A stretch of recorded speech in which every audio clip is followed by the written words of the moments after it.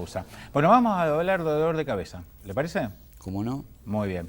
Dice así, esto lo recibí hace 2 horas más o menos y le entregué una copia al doctor para hacerlo porque es lo último que me ha llegado. Dice, la migraña crónica es la forma más frecuente de cefaleas crónicas y se caracteriza, presten atención, y se caracteriza por fuertes dolores de cabeza que experimenta el paciente por más de 15 días al mes, con una duración de más de 4 horas por día durante por lo menos 3 meses seguidos. Esto según la Organización Mundial de la Salud. ¿Tan terrible es esto? Lo que pasa es que hay, bueno, para mí tengo que decir la verdad, yo tengo un contralor empírico de estas cosas, que es el dolor de cabeza más frecuente, es aquel que se llama cervicocefalea. Es un dolor que deviene por contractura de los músculos cervicales, que puede ser primaria y vinculado exclusivamente al estrés.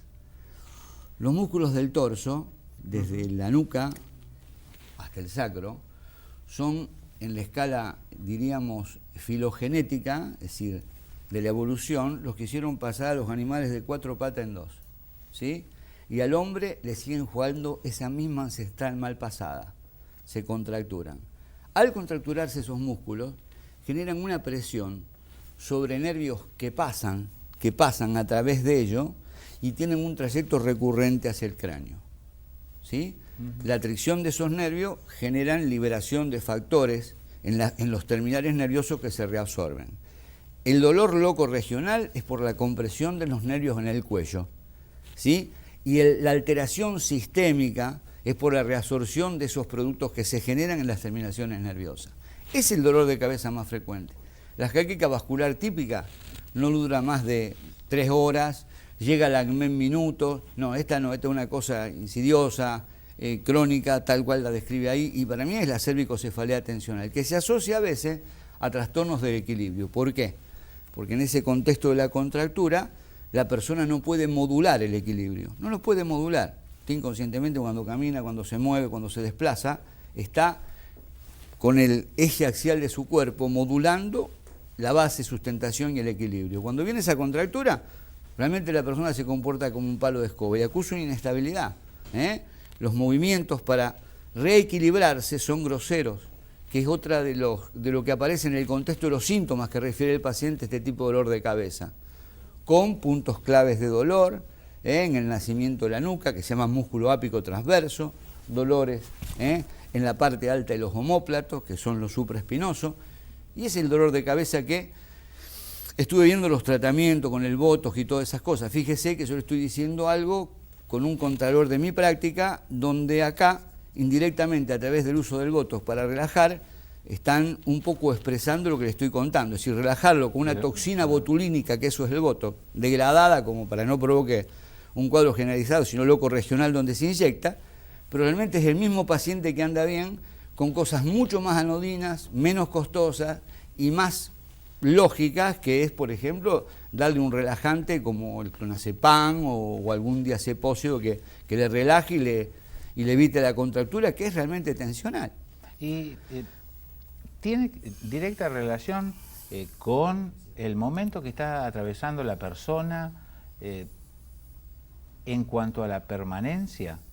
Lo van a ver a usted, estoy con dolor de cabeza, doctor, ¿esto desde siempre o desde ahora?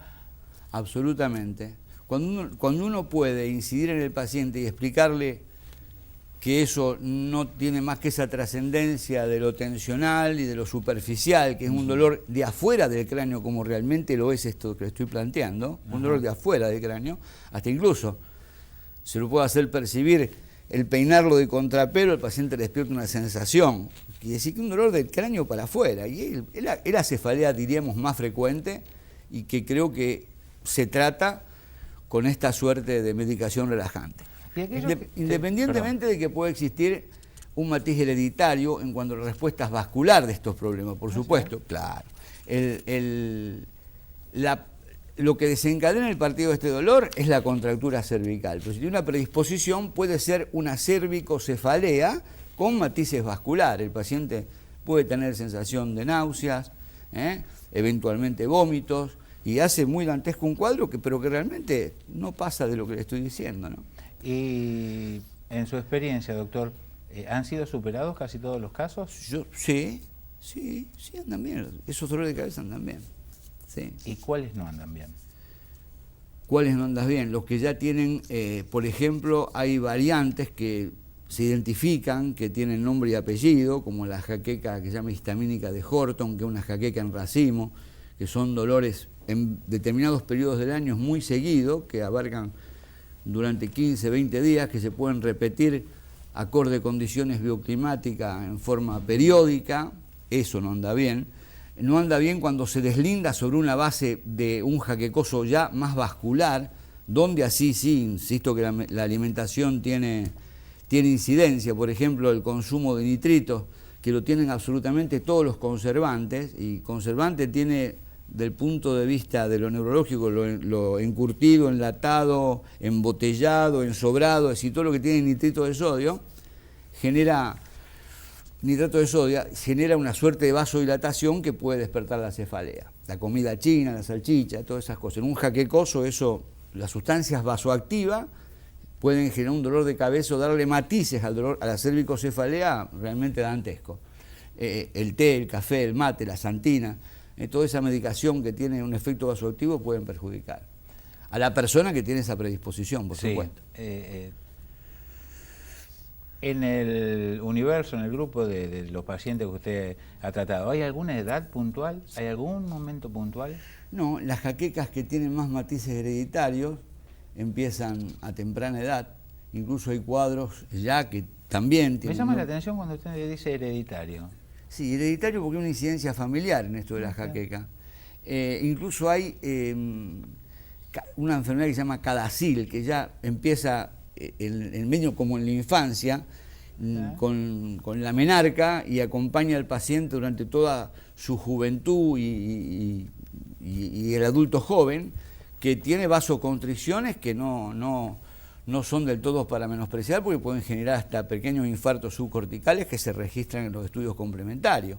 Aparte, hay jaquecas extremas que se llaman acompañada, donde yo dije del cráneo para afuera está cervicocefalea, pero cuando la cosa es más profunda y atañe a la contracción vascular, se pueden acompañar de síntomas que son transitorios porque el espasmo es transitorio, pero que si perduran pueden motivar lesiones, que son las jaquecas acompañadas, por ejemplo, se le duerme un brazo, se le duerme una pierna, o tiene una sensación de escotoma, que es escotoma es en el campo visual aparece un área luminosa o ciega, que significa que los vasos de la cisura que tiene que ver con donde se proyecta la visión está alterada funcionalmente por una contractura vascular. Tiene sus bemoles. Sí. Entonces, edad le había preguntado, y cuando decimos, estoy del hígado mal, me duele la cabeza, ¿es realmente así?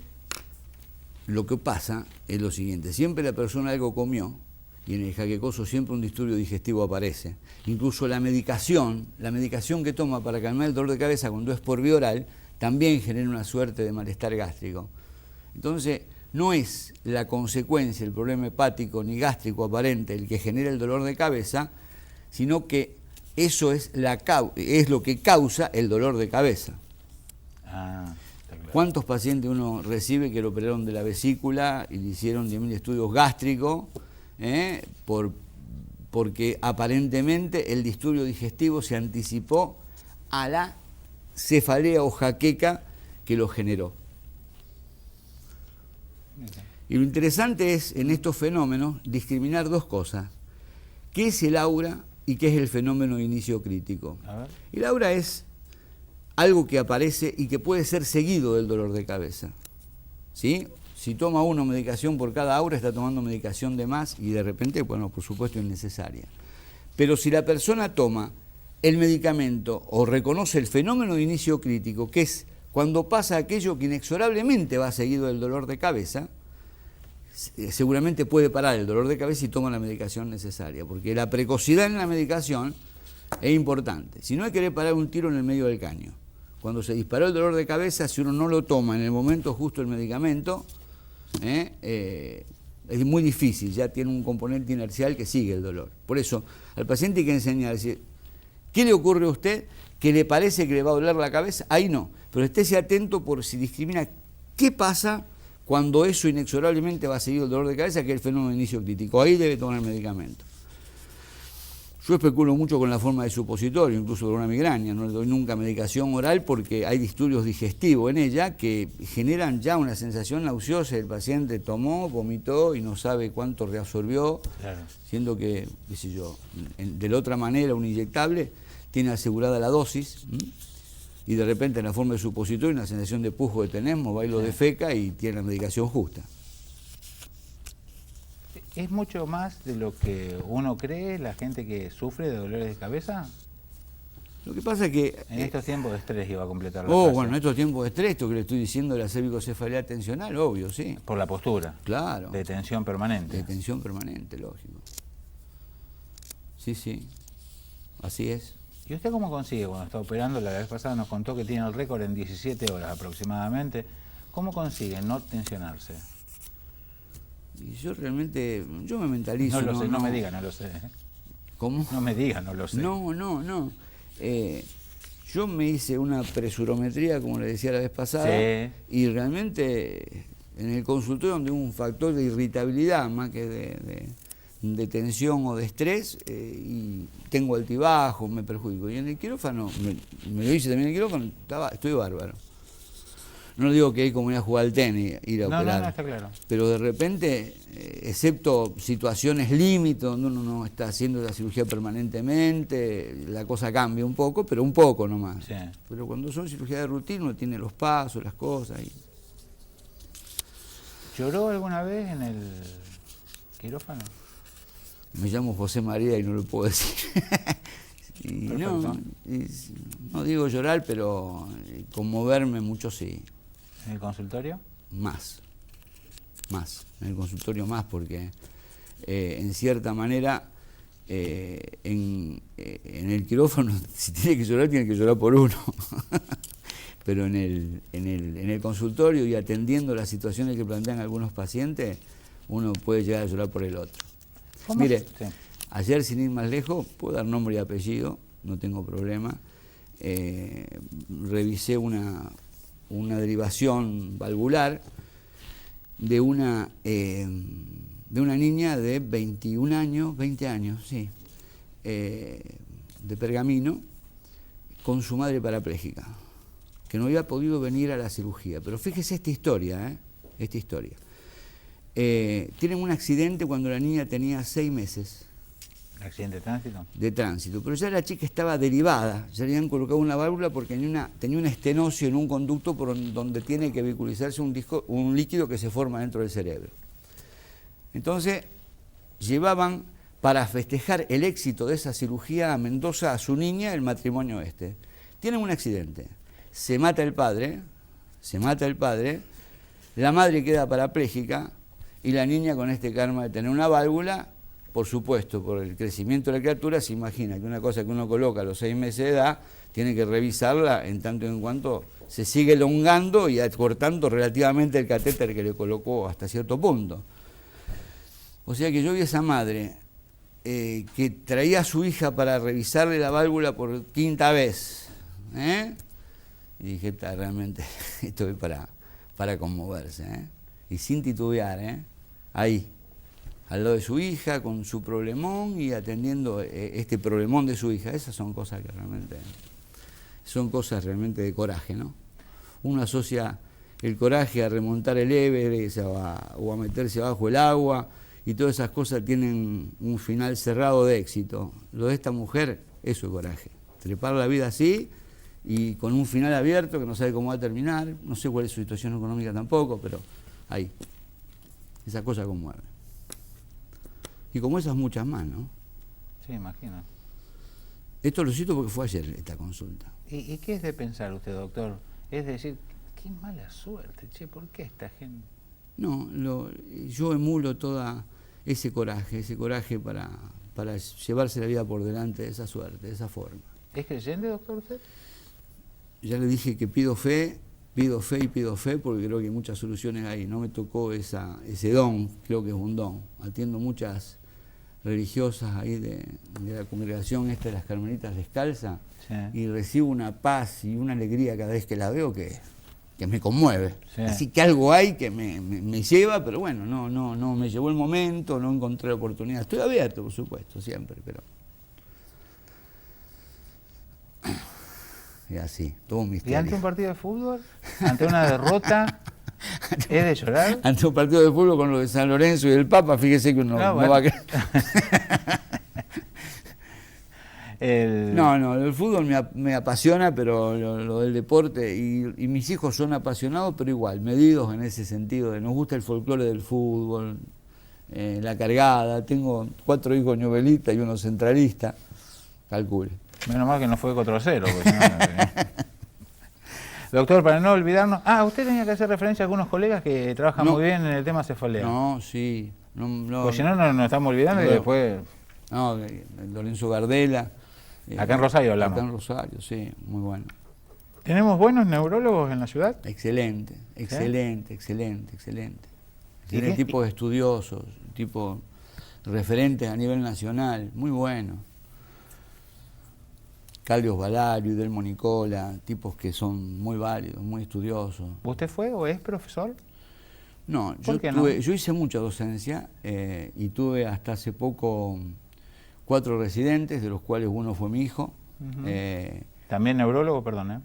Sí, neurocirujano. Y realmente es una actividad que me apasiona. Fui docente en la universidad, pero nunca aspiré a más cargo porque en la época justamente de Alfonsín nos exigían un cumplimiento horario que no tenía absolutamente ningún sentido, se habían puesto muy estrictos y yo estaba con una práctica asistencial muy intensa fuera del centenario, entonces me renuncié. Pero me agrada muchísimo la docencia, sí. Sí, personalmente creo que es una pena. Y creo que la universidad va a ir cambiando, va a ir rescatando. Estoy casi seguro que el paso del tiempo nos va a enseñar eso. Que en muchas disciplinas, no solo en esta. Doctor, para no olvidarnos, en el próximo hablamos de la memoria. ¿Cómo no? Que recuerdo, usted me dijo, nosotros grabamos desde que nacemos hasta los 18 años. Hasta ahí grabamos todo. Así es. Y después, así es. Bueno, lo anoto para no olvidarnos. ¿Cómo no? Ya volvemos, doctor José María Vincenti, neurocirujano.